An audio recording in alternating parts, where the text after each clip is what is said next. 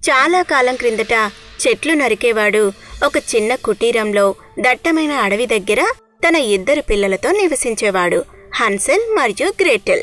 హన్సెల్ తెలివైన పిల్లవాడు. గ్రేటెల్ చాలా పిరికి మరియు భయస్తురాలైన అమ్మాయి. అతని రెండో భార్య అప్పుడప్పుడు పిల్లలని సరిగా పట్టించుకోకుండా ఎప్పటికీ చెట్లు నరికేవాడిని సతాయిస్తూ ఉండేది. ఇంట్లో అందరికీ చాలినంత ఆహారం లేదు, తినేవాళ్లు ఎక్కువగా ఉన్నారు. మనం ఈ 2 ఆకతాయిలని వదిలించుకోవాలి, లేకపోతే ఆకలితో చనిపోతాం అని అన్నది. కాని చెట్లు నరికేవాడు తన భార్య చెడు ఆలోచనని వ్యతిరేకించాడు.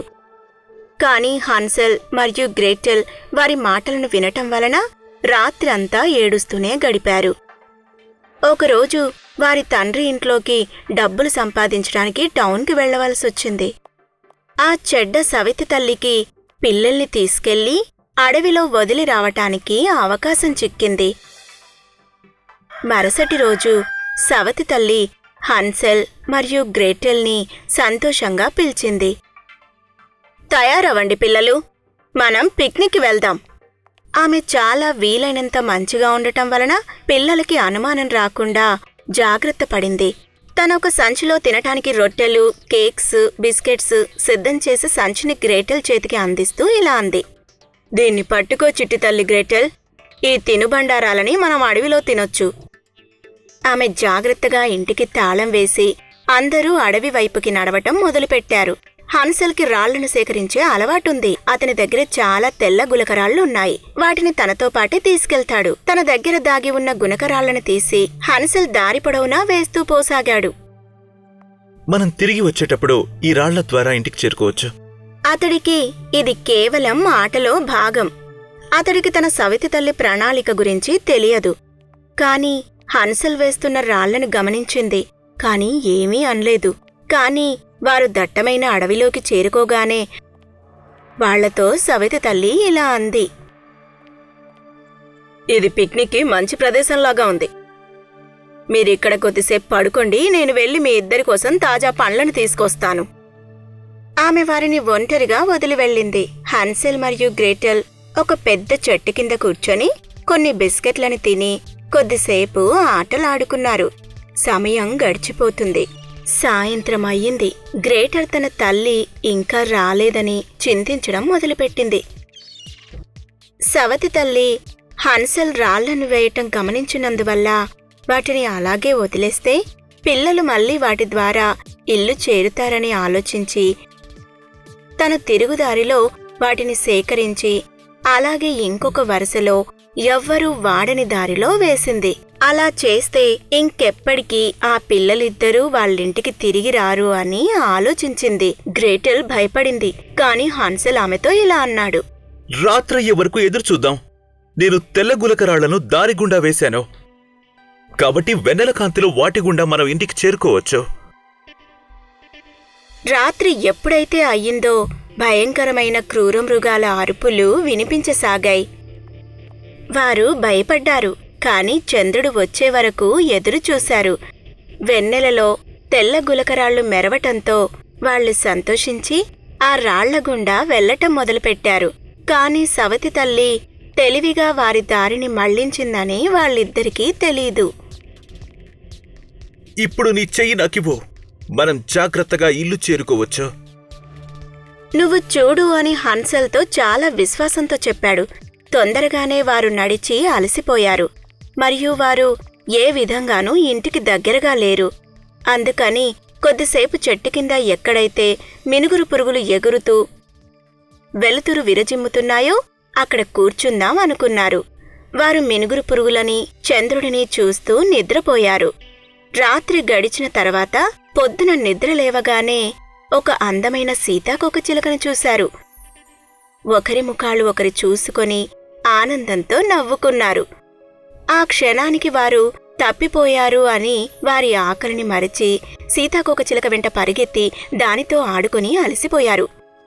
మరియు వారొక వింత ఇంటి దగ్గరికి చేరుకున్నారు. ఆ ఇంట్లోకి వెళ్లి చూడగానే ఆ ఇంట్లో చాక్లెట్లు, క్యాండిల్స్, రత్నాలు మరియు కేకులు వాళ్ల ఇంటి నిండా ఉండటం చూసి వారు చాలా ఆశ్చర్యపోయారు. వారు అలాంటి ఇల్లు ఇంతకుముందు ఎప్పుడూ చూడలేదు. వారు చాలా సంతోషపడ్డారు. అవి తినకుండా వారిని నియంత్రించుకోలేకపోయారు. ఇది కలల సౌధంలాగా ఉంది అని గ్రేటెల్ అంది. వారు తినడం పూర్తయిన తర్వాత తలుపు తెరిచి ఉండటం చూసి లోపలికి వెళ్లి తిని ఆడుకోవాలని అనుకున్నారు.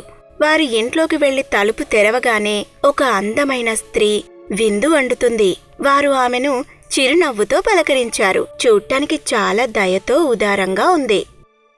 గుడ్ ఆఫ్టర్నూన్ అమ్మా. హన్సెల్ మరియు గ్రేటెల్ ఆమెతో ఇలా అన్నారు. మేం మా ఇంటికి దారి తప్పిపోయాం. మీరు దయచేసి మా ఇంటికి చేరటానికి సహాయం చేస్తారా? ఆమె వారిని తగినంత కరుణతో చూసి అవును అని తల ఆడించింది. తప్పకుండా పిల్లలు, నేను తప్పకుండా మీకు సహాయం చేస్తాను. కానీ మీరు నా అతిథులు కాబట్టి కొన్ని రోజులు నాతో ఉండండి. నేను ఒంటరిని కదా, మీతో ఉండాలనుకుంటున్నాను. పిల్లలు చాలా సంతోషంగా ఉన్నారు. ఆమె పసందైన విందు వండి వడ్డించింది. వారు కోరుకున్నవి అన్నీ చేసి పెట్టింది. మీరిద్దరూ చాలా నీరసంగా ఉన్నారు. మీకు మంచి ఆహారం పెట్టి ఆరోగ్యవంతులను చేస్తాను అని ఆమె నవ్వింది. కొన్ని రోజులు గడిచాయి. ఒక రాత్రి మధ్యలో గ్రేటెల్ నిద్రలేచింది. తను లేవగానే గుసగుసలు వినిపించాయి. ఆమె శబ్దం వైపు నడిచి చూసేసరికి అక్కడ అందమైన స్త్రీ నిజానికి చాలా క్రూరంగా ఆ పిల్లలను చంపి తినటానికి పథకం రచిస్తుంది. ఆమె వారికి రుచికరమైన భోజనం పెట్టి వారిని బలిష్టంగా చేయటం వలన ఆమె రుచికరమైన ఆహారంగా వారు అవుతారు అని ఆలోచిస్తుంది. ఆ మంత్రగత్తెకు తెలీదు గ్రేటెల్ తనని చూసింది అని. గ్రేటెల్ గుండె లోతుల్లోంచి భయంతో వణికిపోయింది. మరుసటి రోజు నిద్ర లేవగానే పిల్లలకు రోజూ కంటే తేడాగా అనిపించింది. బల్లమీద ఆహారం లేదు, ఎటువంటి రుచికరమైన వంటలూ లేవు. గ్రేటెల్ ఇంకా హన్సెల్కి నిన్న రాత్రి చూసిన విషయం చెప్పలేదు. ఆమె చెప్దామనుకునేసరికి ఆ మంత్రగత్తె వచ్చి చాలా ప్రేమతో వంట చేయటానికి ఇంట్లో తగినన్ని కట్టెల్లేవు, అందుకని నేను వంట చెయ్యలేకపోయాను. కానీ పిల్లలు, మీకు చాలా ఆకలిగా ఉన్నట్టుంది. ఆమె హన్సెల్ని అడిగింది. ప్రియమైన అబ్బాయి, దయచేసి అడవి దగ్గర నుండి కొన్ని కట్టెలు తెస్తావా? అలా అయితే నేను మన అందరి కోసం మంచి భోజనం చేయగలను. ఇంతలోపు నేను గ్రేటెల్ వంటకు కావలసినవి సిద్ధం చేస్తాను. హన్సెల్ త్వరగానే ఒప్పుకున్నాడు. ఆమె అతని చేతికి గొడ్డలిని ఇవ్వగా అతడు సంతోషంగా బయటికి వెళ్ళాడు. గ్రేటెల్కి ఏదో సరిగ్గా లేదని తెలుసు. చాలా భయపడుతుంది. కాని ఆమెకి అనుమానం రాకుండా తను చెప్పిందల్లా చేస్తుంది. హన్సెల్ అడవికి పోతూ ఇంటి వెనుక ఉన్న కట్టెలను, పెద్ద మొద్దులను చూశాడు. అతను చాలా తెలివైన పిల్లవాడు. వెంటనే అతనికి ఏదో తప్పు జరుగుతున్నట్టు అనిపించింది. అతను కిటికీలోంచి తొంగి చూడటానికి ప్రయత్నించాడు. అకస్మాత్తుగా ఆ మంత్రగత్తె గమనించకుండా జాగ్రత్త పడ్డాడు. హన్సెల్ తన తొందరలో ఏం చేసినా తన ప్రియమైన చెల్లెలికి ఏం కాకుండా ఉండాలని అనుకుంటాడు. హన్సెల్ మంచి ప్లాన్ వేసి తన ప్రియమైన చెల్లెల్ని ఎలాగైనా కాపాడాలని అనుకుంటాడు. ఇంతలో ఆ క్రూరమైన మంత్రగత్తె గ్రేటెల్కి ఏదో చెప్పడం విన్నాడు. వంటగదిలోకి వెళ్లి ఓవెన్ని వేడి చేయి. గ్రేటెల్కి ఇంకో మార్గం లేదు. తను చెప్పింది చేసింది.